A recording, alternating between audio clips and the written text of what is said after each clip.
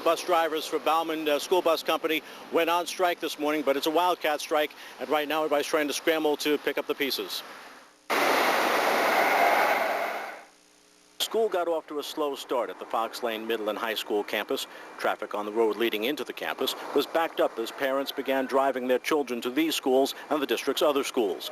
Drivers for Baumann School Bus Company are staging a wildcat strike over wages, health benefits, and vacation time.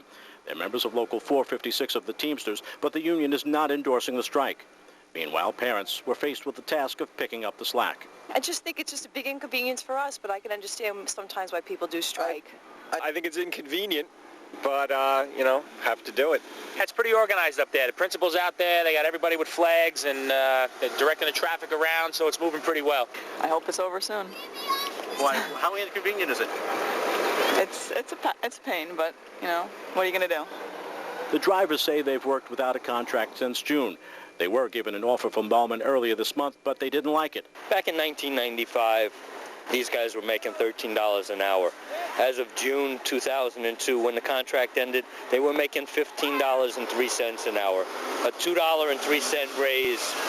A spokesman for Baumann tells us about 14 people did show up for work.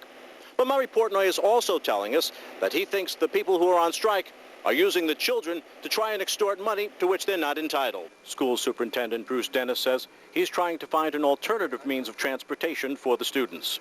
But it would take us a little bit of time to do that until we could find a sufficient number of buses, make sure they were all certified to go out on the road and pass the regulations that they need to comply with, and also that we were able to teach the drivers these runs. These are complicated runs on 8,500 miles of transportation that we do every day.